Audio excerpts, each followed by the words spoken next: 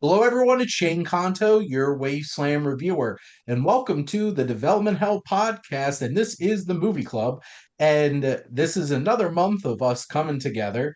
We got Joe, we got Matt, we got Jim, we have Kevin and Shane here to talk another film. And in honor of us wrapping up another year, starting a new year, we are celebrating the films that were released in 2014, and we are talking about Jon Favreau's film that he wrote, directed, and starred in, Chef, which focuses on a head chef quits his restaurant job and buys a food truck in an effort to reclaim his creative promise while piecing back together his estranged family. So, as we always do, we go around the horn, give our general thoughts, but also, was this your first time watching? How many times have you seen the film? But Joe, let's start with you. Yeah, so I've always heard about this movie. I've never actually sat down to watch this movie. I know it was an interesting choice for Jon Favreau to be making this movie coming off of directing two Iron Man movies and essentially being part of the brain trust of the MCU. Kind of cool seeing a bit some familiar faces from Marvel movies make an appearance, and I guess as we'll talk more about it as we go on. A very interesting take on social media. Very interesting exploration of the use of social media when it comes to getting the word out, or having a voice, especially when it comes to being creative. And creativity, I feel like, is kind of a big message in this movie. Like, it's not a surprise that the cooking is an allegory to Jon Favreau's experiences as a filmmaker, but just translated into food. Overall, really interesting things we could probably definitely divulge into a little bit more as we go on. But those are my initial thoughts. How about you, Jim? I've seen this movie once before. I really liked it. Pleasant surprise. I mean, it's hard not to like it. It's a feel good movie. uh, for some reason, I forgot that the cast was like all star with like Russell Peters, comedian, the Texas barbecue guy that I can't remember I the name of. mentioned that when I was watching it with Shane last night, and he didn't know who Russell Peters was. Oh, I yeah. did not. 2000s thing. I have not thought about Russell Peters in a while. Yeah. So let's do a Russell Assance in 2025. Why not? Gary Clark Jr. I mean, Yeah. there's a million recognizable names in here that a couple that I'd forgotten about. Easy, really easy to watch. It's food porn. It's beautiful people. It's great actors and musicians and comedians. I mean, and it all kind of it works. So I don't know who could give this movie a bad review. The only criticism I think I have is believing that Jon Favreau's ex-wife is Sofia Vergara and his current flame is Scarlett Johansson. Well, Jim, when you write and direct a movie and cast yourself in it, you could play above belt. There you go. But yeah, that's wild, to be perfectly honest. And but we'll get into it. How about you, Matt? Yeah, so this is my second time watching it. I think the last time I saw it probably was around the time that it originally came out. I think this movie's fantastic. Like, me talking to you about it, like, hey, it's like, what was that movie again? A Chef? Oh, the grilled cheese movie. And it's like, yeah, okay. So I think this movie is One damn good grilled cheese, though. that was great. That was great. It makes like the whole film makes you hungry. The whole film makes you want to, I don't know, continue to like stay in like the chef kind of like zone. I kind of wanted to watch, like, I don't know, like Iron Chef on Netflix or like The Bear on Hulu or something like that. But yeah, no, I think it's a funny movie. I think someone else said that the cast is like really stacked, and I think that it has like a lot of heart. It's a cool movie. It's like a feel good movie. It's the kind of movie that, like, if I were to be like clicking through the channels like on TV, I'd probably just like either wait to I don't know, go to anything else before like the credits roll. Like, you just kind of just like this feels good. Yeah, two thumbs up. How about you, Kevin? Yeah, this was my first time seeing this movie. Just like everyone else has been saying, it's food porn. Um, that grilled cheese did stand out to me as well. Uh, I really liked the family dynamic in this movie, especially how they involved the kid. Hmm. And it's really, the movie is just about everybody coming together and helping each other, which is, it's a timeless message. It works very well, uh, with the setting of him cooking on the food truck, traveling the country with his son. I thought that was very well done. I really enjoyed the cast of characters. It was great. This is probably my fourth or fifth time watching this movie, to be perfectly honest, maybe sixth. I remember getting this for the first time on my Netflix DVD service, and watching and really loving it. And then I'm pretty sure I bought this for like $4 on Black Friday. And I actually watched this back in July because I talked about this for one of my podcasts on the SPM Crew Podcasting Network. Shameless plugs. But this is like something that I watched this like 5 months ago, and it was still so delightful to watch it over again. Like it's one of those kinds of films that feels good. It's surprisingly almost 2 hours, but like it moves. I think one thing that always surprises me is how long the first act is. Like that build up to him actually getting like the food truck and stuff like that. But yeah, this cast is insane. So we have Jon Favreau. We have Robert Downey Jr. just showing up for a scene and being weird. Uh, as the backer of his food truck. Scarlett Johansson, who's the hostess and his girlfriend. Dustin Hoffman, who runs the restaurant, his best friend John Leguizamo, who's his right hand man, his sous chef Bobby Cannavale, who's a bit of a drunk, Sofia Vergara, who's his ex wife, Oliver Platt, who's this food critic, who I'm pretty sure this is a prequel to The Bear. I'm just throwing that out there.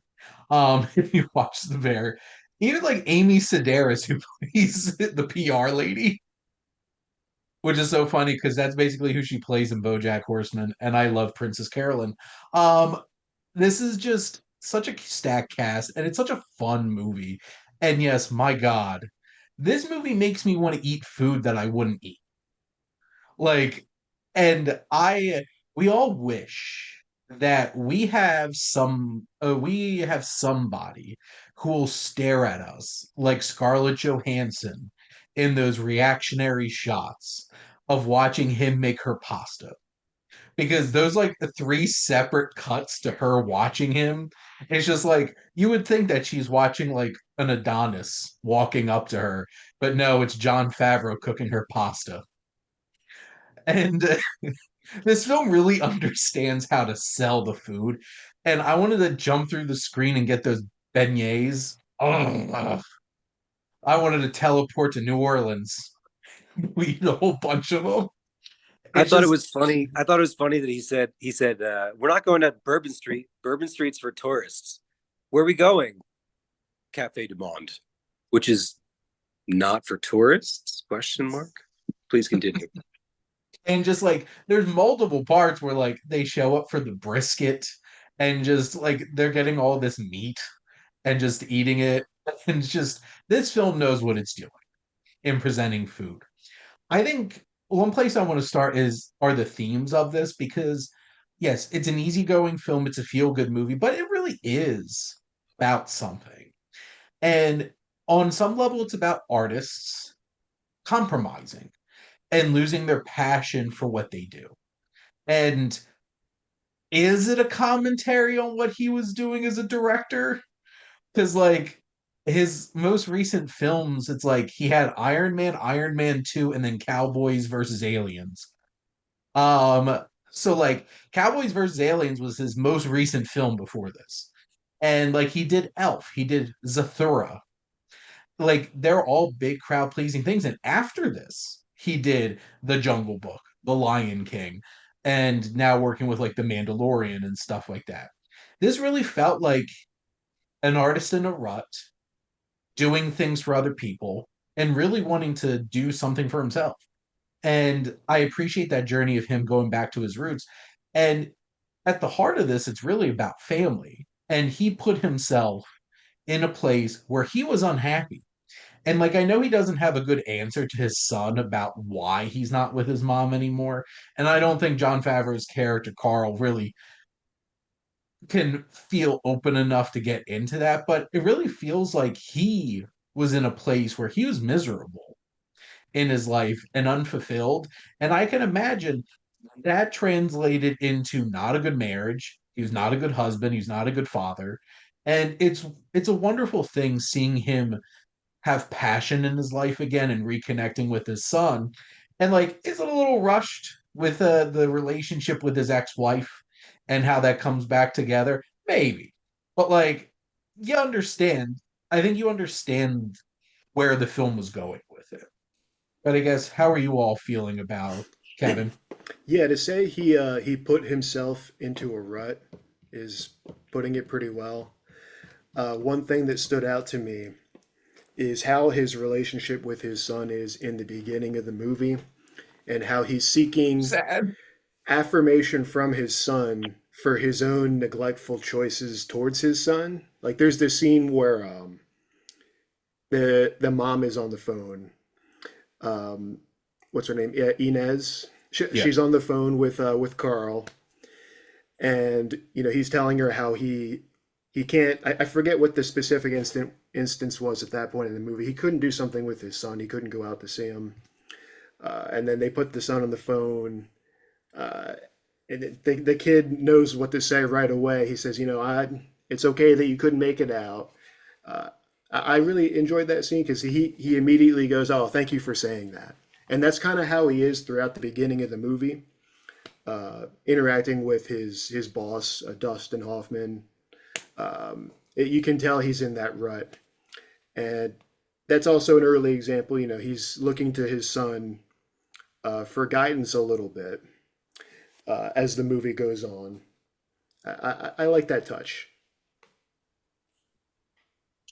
Go ahead, Matt.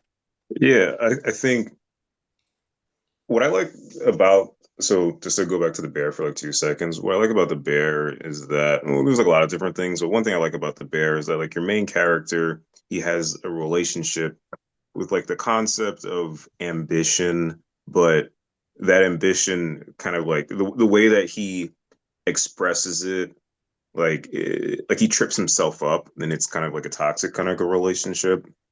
And I kind of see this movie as kind of like, hey, so like if you refocus, it doesn't have to be like your family or your job. It can be both things. And I think that that's like a really cool message because it's not so much that like his ex-wife is the villain or his son just needs to kind of lighten up or something like that. Like I like the fact that the movie kind of maybe it's a little bit more hopeful because it's a feel good movie and then like in real life or whatever for a variety of reasons. But I like the fact that his ambition doesn't have to kind of like be like complete like sacrifice. Like you can still strive and like dream and like I don't know like be like yourself and your best version of yourself while also kind of like maintaining your responsibilities in your relationships or still like be like thoughtful or whatever like that.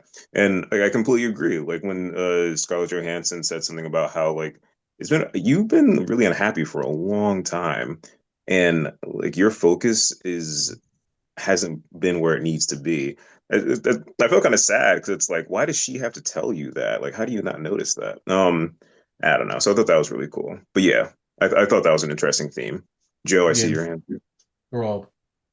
Go There ahead, was Jim. a certain moment I want to add to like what everybody was mentioning about family. Um, there's the scene in the movie where the son is taking a second of of everything going on, and I didn't realize it when they actually show because you'd think it was going to be cute, a nice moment. But what I really took away from him watching that footage is him starting off so miserable and kind of yelling at his son, or there's shots of him looking miserable and then sort of going through his arc. Like to me, that was such a great illustration of his personal growth in the movie. Like going from someone who is kind of misaligned, as we're all talking about, misaligned with his goals, to suddenly coming into his own by going on this journey. And then it's kind of mirrored with the critic as well, which I like. He's very angry at that critic in the beginning of the movie, and then he even carries that through a little bit towards the end. Uh, but like I was saying earlier, everyone is actually kind of helping him out throughout the movie more than he realizes. He didn't realize that the critic didn't really have it out for him that much, and he was actually a big supporter of him, and he was disappointed.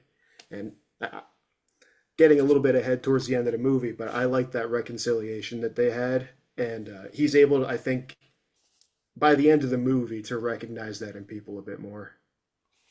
I want to add to that too, Kevin, and say that Oliver Platt plays such a great troll. Yes.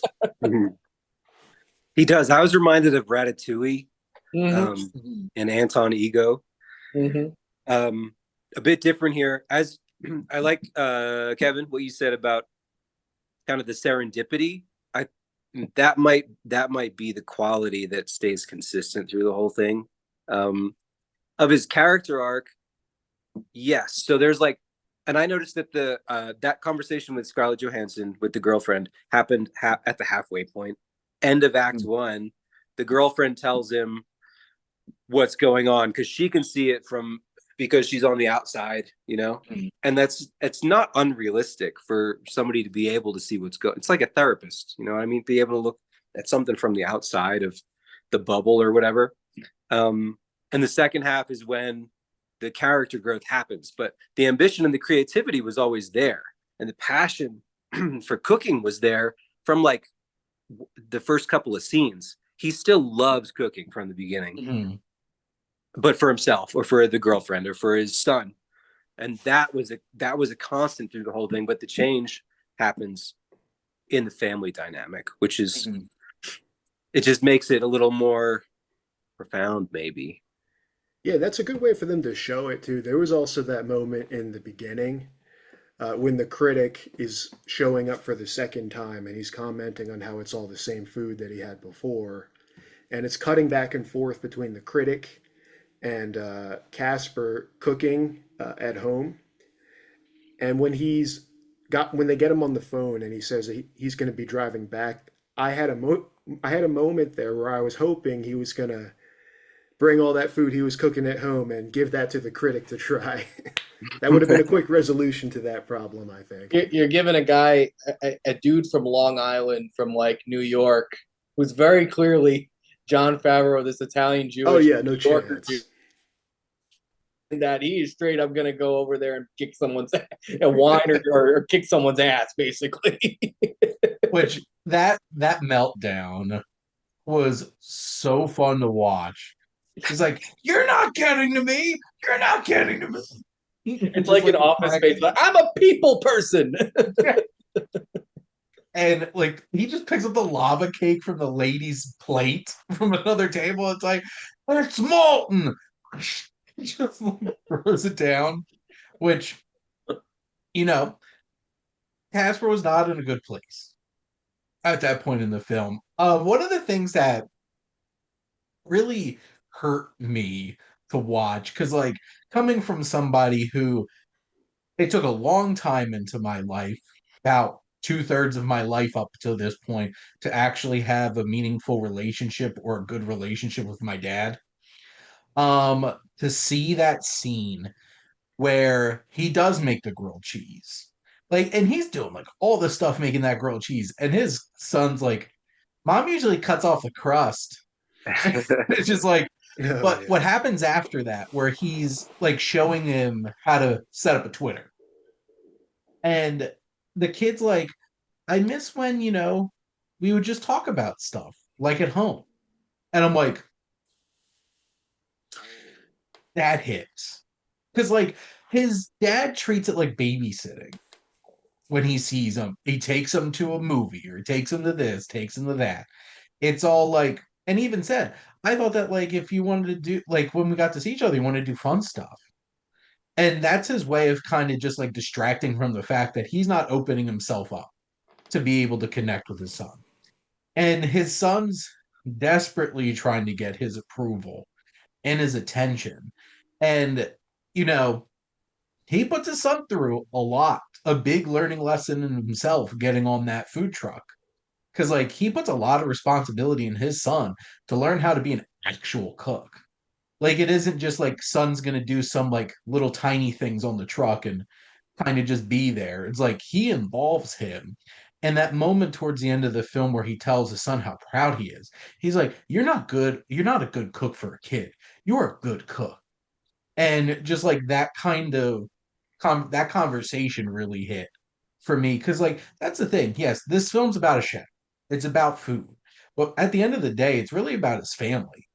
And he allowed his apathy and his rut and his stagnation and his passion and his work to get in the way of his family. And this film's about him leveraging his passion to be able to reconnect with his family. And even like that kind of awkward moment on the phone where like he's yelling with Inez on the phone because like it's loud and she screams like I love you and he's like I love you and just like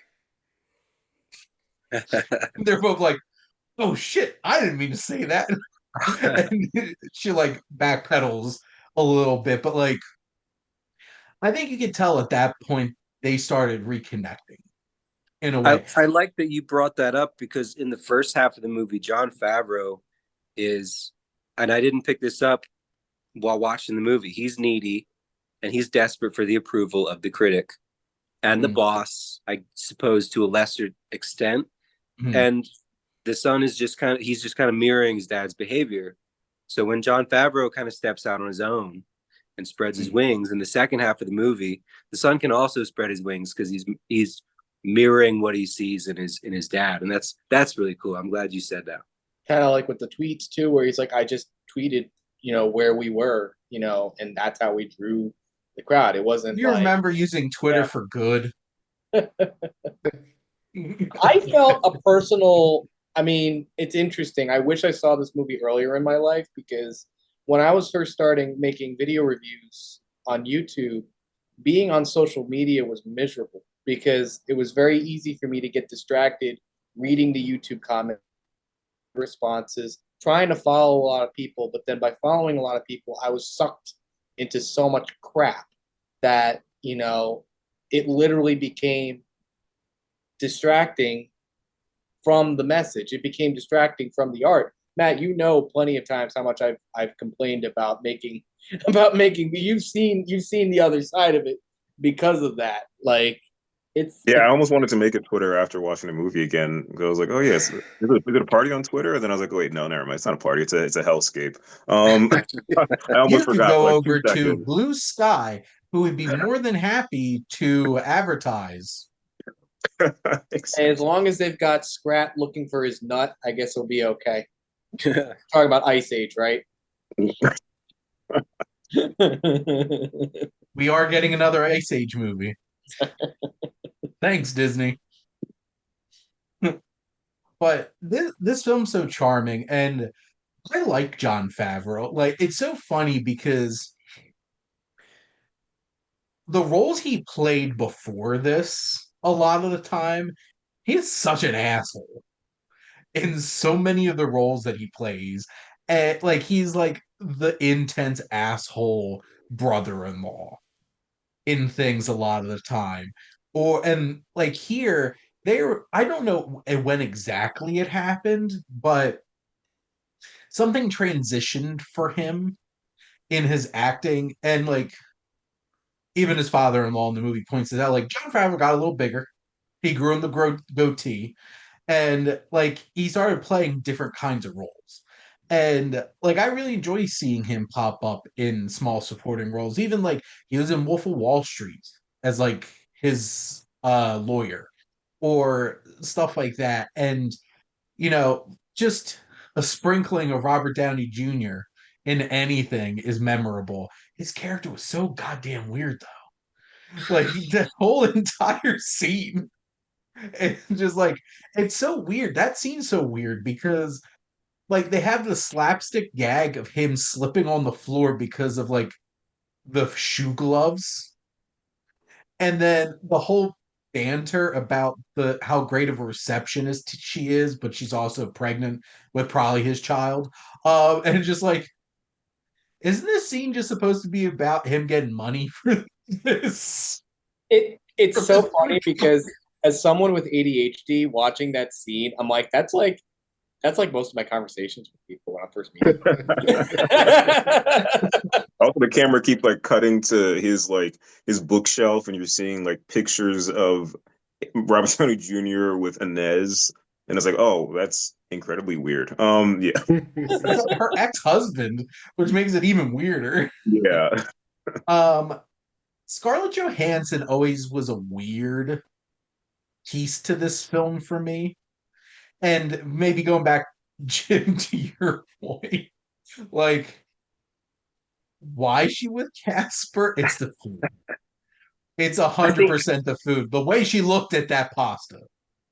I decided. I mean, we saw, was it Iron Man 2 when she gets to put Happy in a scissor hold? They have like some very physical scenes together in the ring.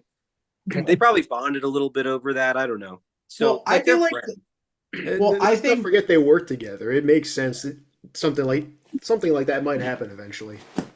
I just feel like she's such a weird character because then she drops these truth bombs on him, and she's like, we're done. She She's like gone, right? That's her disappears. last scene, Yeah, right? that's Halfway through the true. movie, she's gone. And like Bobby Cannavale in a similar way, just like they're at the bar and he's like, thanks, man, for like the opportunity. He's like, dude, I'm sorry, I was drunk. Like I was drinking that day. And then that's the last time you see him too.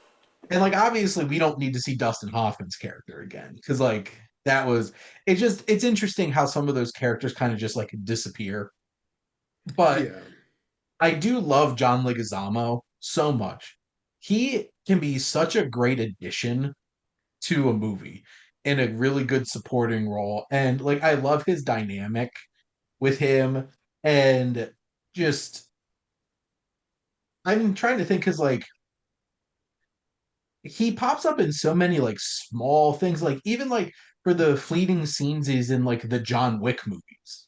I really love John Leguizamo. Was he an interesting choice for Luigi Mario? Um, in the Super That whole Mario movie was Brothers an movie? interesting choice. What's your last That name? whole entire Mario. movie. What's your first name? Mario. What's your first name? What's your last name? Mario. Let's see. It's Mario. Luigi. Luigi Mario. Like I really liked him in the Menu recently. He's as Bruno in Encanto, which I don't know if any of you saw him talk about how he tried to explain to his kids that he's Bruno, and his kids wouldn't believe him. In Buckethead. It's just like, that's not you. That's my favorite John Leguizamo performance because that's probably the up in a character, like in an animated movie that I've seen, other than that one really bad one called The Pest. I think that's I've seen that. did. Yeah. Yeah. Too much. Too much, John. But like this has good music in it. Like there's that one part where like Gary Clark Jr. just pops up in there and is playing. They have a lot of great Latin music. I appreciate like the cultural injections too, because like there's a lot of cultural differences that you see here. Because like as Joe kept pointing out while we're watching the film, like you can definitely tell Jon Favreau's character is like originally from New York and it has that kind of vibe, like seriously. And then you get that Cuban vibe from Inez and her dad, who like the first thing he says to Casper is about him gaining weight and how he lost more weight than Casper. It's just like those kind of little moments and stuff like that. And then the food and how that all fits in there too. This is I'm not shocked to find out that Jon Favreau did turn this into a show, like a food show, and Really? go on the road and look at like restaurants and stuff like that. I'd So forgotten all about that. Was that on Netflix? let me I remember s- seeing that pop up and I was like intrigued by it, and then I forgot about it 8 years I, ago, probably. I think it was because like also this was on Netflix for a while. What Hmm. was the Like premise of that show? so I'm pulling up on trying to pull it up on I haven't IMDb heard of here. it. The Chef Show from 2019 to 2020. What is a four-season Netflix series? Writer, director, and food enthusiast Jon Favreau and chef Roy Choi explore food in and out of the kitchen with accomplished chefs and celebrity friends. Okay. It looks like a like he has all of his Marvel friends. Like I saw a picture of Gwyneth Paltrow on here. I thought I saw Tom Holland too. Yeah, Tom Holland's there. Robert Downey Jr.'s there. The Russos. So like he's just hanging out with all of his rich celebrity friends and eating some food and stuff Nice. like that. Do you So know if he was? Do you know if he was cooking in those scenes? Because I noticed they cut away from his face, but like if it was a stand-in, it seemed like the right body type and the right size fingers and everything. I don't. If he's a food enthusiast, interesting. he's probably able of cooking all this stuff. I just didn't see his face. It's an interesting thing to see if that's true or not, because also like obviously this was a passion project. Like and he went back to Disney after this and made the Jungle Book, which for the record, I think is the best live action remake they've done. Um just my humble opinion. Which isn't saying much because most of them aren't very good. But it is what it is. I'm trying to see if there's any like trivia on here to talk about Yeah, I don't know if about he Favreau. Jon Favreau did his own cooking by training with food truck chef Roy Choi. Choi Oh, sent okay. Favreau to a week of intensive French culinary schooling where Favreau sharpened his knife skills and learned how to make sauces. He sharpened his knife skills. Nice. Yeah. Uh Leguizamo spent time working as a line cook at the Lion in the West Village to prepare for his role. Oh, there you sick. go. See, that's the method right there. That's cool. They did. I did think they captured the rhythm and the stress and the energy of restaurant work pretty well Mhm. in Yeah. in a couple of scenes in the restaurant, but also on the truck as well. Yeah, I've been watching a lot of Kitchen Nightmares lately. I thought that was pretty well captured.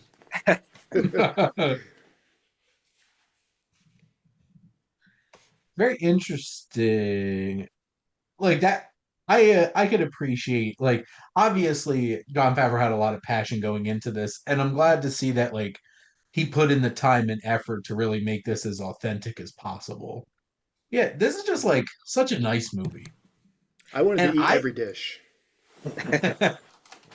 I can guarantee you this killed it on Netflix.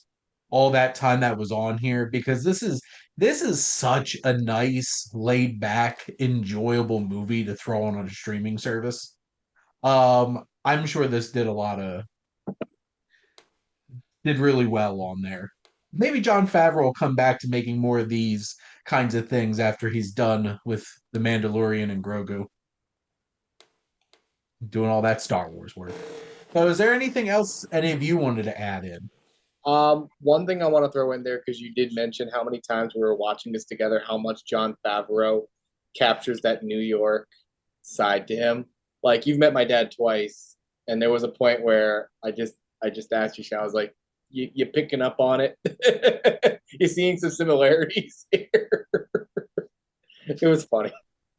He's like, yeah, it's definitely you responding like, yeah, it's definitely an energy. I'm definitely seeing that. Absolutely. I'd be Somebody interested. mentioned. Oh, Go I'm ahead, sorry. Kevin. Oh, I No, was go going to ahead. say somebody mentioned social media Yes. earlier. I thought this was a very interesting exploration of social media because, like, obviously, you could do a lot of damage if you're not very well versed in how social media works. Thinking that you send an instant message to somebody on Twitter and put it out for the whole world to see. And it's just like it, his conversations with his son and his pals about social media just reeks of that. I got me on the Facebooks. I've been seeing some pictures of your cousin. So It's just like, is this a dating service? Do you use this to have sex?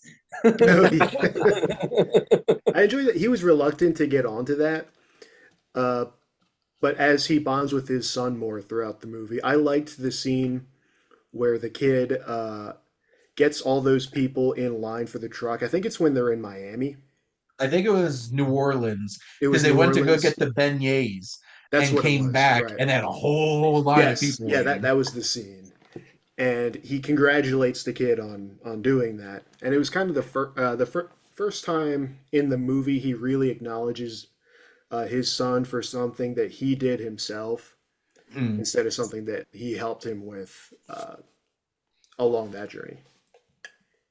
It's also fun, like on a fun side, it's fun watching John Leguizamo and Jon Favreau act all like shock and awe of this kid just using social media, which that's he is effectively using social media and doing a really good job with it.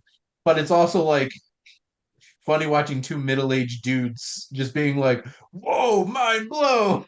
Like, look at this kid. The best part about it too, though, is like he's just using it to make memories. He's using it as an outlet the same way he cooks. Because the problem he ran with using social media was when he was responding to the critic and responding to people, which really heightens like what we were talking about earlier about neediness and seeking attention and doing it for all the wrong reasons. Whereas the son's using this as like the same reason why we make home videos or the same reason why we take pictures when we're going on vacation, or the same reason where we get really excited about something. And that's when social media being used for good actually has a benefit to it. It's the other side to it that I think that's what we have to be careful of. And or somebody who just makes a movie club podcast with his friends because want to talk movies with my pals. It's not like I'm banking on making bank off of our dozens of views each of these videos get. Hey, once But we we did start get advertising, once we start advertising for what is it, Jake, whatever his energy drink is, then we're doing it for all the wrong Jake reasons. Paul. yep, Paul's Jake Paul or Logan Paul. Logan We'll Paul, whatever the fuck we'll kind of we'll language. uh we'll advertise whichever disgusting drink you want us to. That's when you There shut you the go. podcast down. Which, not gonna lie, our French Connection video does actually have almost 600 views, which is pretty cool and unexpected. But no, like I do most of these things for fun and because I enjoy them and like talking movies with my friends. And it's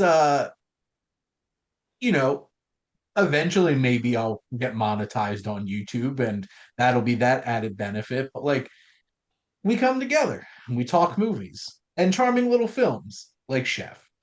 Isn't that Yeah. nice? I like how quickly he finds himself in a flame war as soon as he joins social media. A flame war that, like, by the end of the movie, you realize that the critic was, oh, I just thought it was theater. I thought we were just joking around. Like, you Right. misread. Like, I actually like you. I respect you. I've respected you for a long time. So that's also a pretty interesting lesson, too.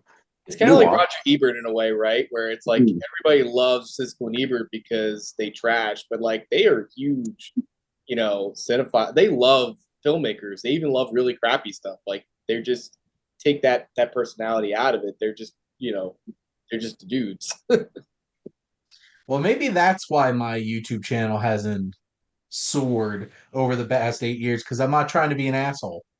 2025, Don't Shane. start now. You got to feed the algorithm.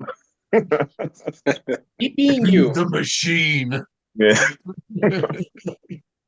Which, I try to be reasonable and I try to be respectful. That is not what Oliver Platt was doing in this. Like, he was obviously trying to, he plays his game, which is crafty little reviews that are going to grab attention, and they certainly do. He was a little So, snooty, but also a little oblivious about what he was doing, I guess. Yeah. I and thought it just I wouldn't challenge you to a cook-off. Why would you challenge me on Twitter? I thought that was funny. Yeah. which I do think that's really funny in their interaction at the end, where he's just like trying to message you directly. It's like, well, I didn't know that. Like, it's just like two middle-aged dudes arguing about social media, which Part two is like when I feel like Jon Favreau, like Casper's character, didn't buckle down. Like he was just totally okay. Like he made a mistake, but he didn't really feel like he buckled down, right? Because he said that, like a part of me would be like, oh no, I freaked out. He's like, no, I really wanted to stick it to him because he's being an asshole. which I appreciate. By the end, he's able to have a reasonable conversation with Ramsey Michelle. Um because which is funny because then John Leguizamo's like, that was a long time of talking and no punch fist thrown. What were you talking about? Hey, you So bought me a restaurant. there you go. El Jefe. Which also, not gonna lie, I can't hear that without thinking about Ash versus Evil Dead. What he winds up getting called, El Jefe. Just like, of course, Ash would be. uh, well, this is a fun little chat for a charming little flick from 2014, and that is Chef from Jon Favreau. Be interested to see if he gets to do any kinds of projects like this in the future. Not gonna lie, I am very happy about seeing The Mandalorian come to the big screen. We'll see how that happens, because doesn't look like we have gotten a Star Wars film, and God, it's gonna wind up being like 10 years before one actually comes out. And they're actively trying. But from Joe, from Jim, from Matt, from Kevin, and from Shane, thank you as always for tuning in and always supporting the Development Hell podcast.